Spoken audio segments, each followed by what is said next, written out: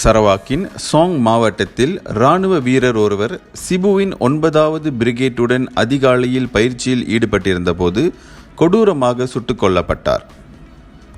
அதிகாலை 2:45 மணியளவில் இராணுவ வீரர்கள் பயிற்சி செய்து கொண்டிருந்த இடத்திற்கு அருகாமையில் ஒரு மோட்டார் சைக்கிளின் சத்தத்தை அடுத்து துப்பாக்கி சூட்டின் சத்தம் கேட்டதை தொடர்ந்து அங்கிருந்த இராணுவ வீரர்கள் அந்த பகுதியை சோதனையிட்டனர்.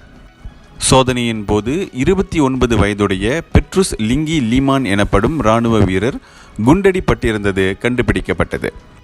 பெட்ருஸ் முதலில் சாங் ஹெல்த் கிளினிக்கிற்கு கொண்டு செல்லப்பட்டார்.